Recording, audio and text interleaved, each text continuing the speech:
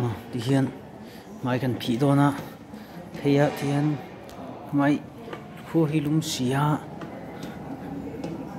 mai cần phí đó nè thì cần mai phí na room tên yang tuần lai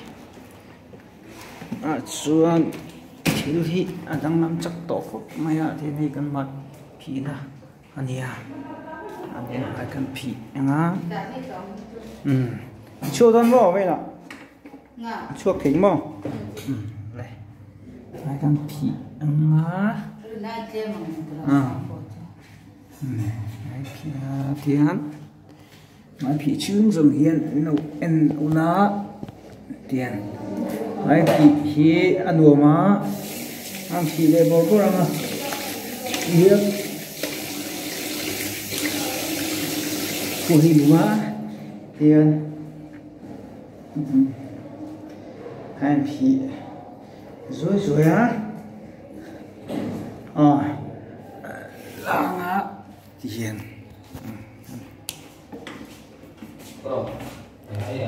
cái lỗ cái lang tay cần cắt lỗ nghe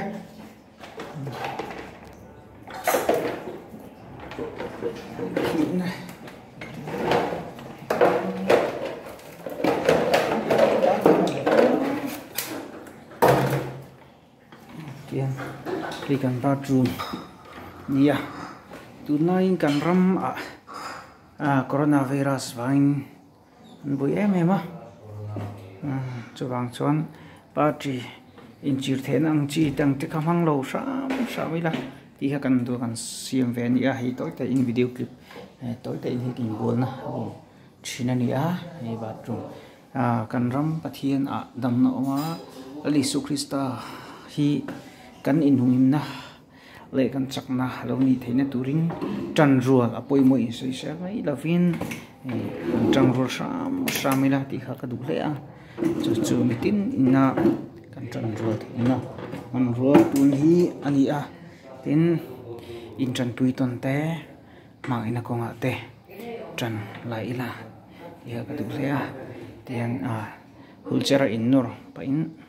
lo clip zui ni tiền đầu tư rằng ngon nha đi mai phỉ hậu tệ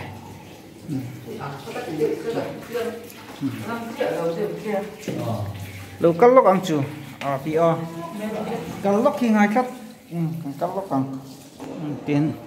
tiền truyền tệ rồi mà cái lăng tiền hay cần có đấy thôi nia hay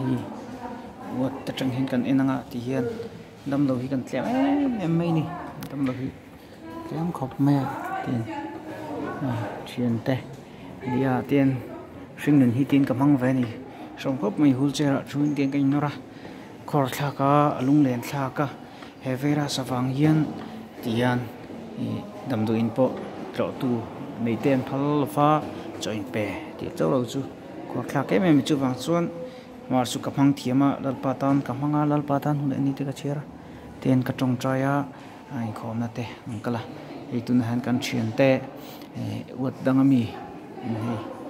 kan room pia lúc han lo kan lok ten tia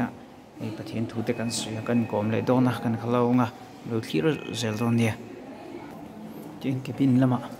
kal nga pa fak le chon mo hi ten hul chair corridor te hi rai ka tul chai na ania le nei om lo ra na le se lang ti se lang cái pin anh thì cần like cần bay cần băng cần tả rồi nhỉ môi cục này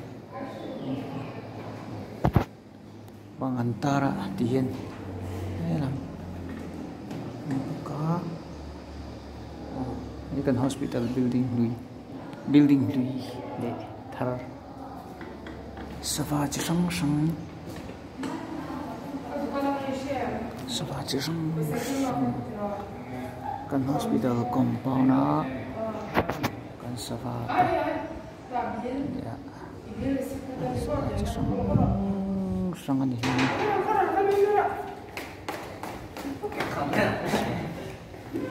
sang he kan hospital Christian hospital compound sava sang heng tin min tilim thina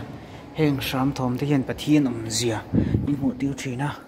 hegen ke bin ni a maranda pani khu lam khu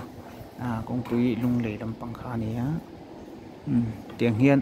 sing nun te hi helai khovel ni kamang ve ni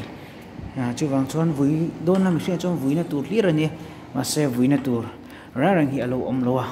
lalpa wang zokin har san le mang anna lungai na ka to chang puin tong trainin lalpa ka outlata ka bel tlata tu chuan khwar lovin min om tir thina mang angin vui du ni la ke kal tu ka vui thei nangdam tha ini ai du ni kal thea lung oina inei ve em ti kha kan he zota krista chuan lom na lim na fam kim oma ti hin ka sen khan lai bil jim te hi ka tul chai ve na le hu chera kin nor kal ve na ani a tian ma ni te in kin nora video pui phesok zok mai thia ma se in lo she thiam sam sam kha ka du ani te ma se langa được cái lẽ mà mình bị thì cái uất anh ấy á em bớt đâm lo bị tự té ê đâm ta kinh ông đó nè cái lẩu trong trái dưa lằng ô đây anh in chung nursing school cái anh ấy nè tiền kan video clip chung to panga lalpa lo lom zer ro ikal the wang te ilima wang te nu le pa inei wang te unau thian tha inei wang te no lem la tun la ya kan rama hian in soi sel na te I Facebook ate tikhan aom thina social media ti kan mang thiam ngai bedang te tan nok sak om lo ma som turin kan som ani lalpan aka shuai se ang cha I thing nun lim takai lo man the nam lalpa lo pola no tung trai la ti in kan som pathian chau hi kan nu la hin ro pui berse lung oin kim da ke po lom takin nat nei ka tura lom takin nang po idin huna khan lom la lung oi ro ti kan chain kan fui ni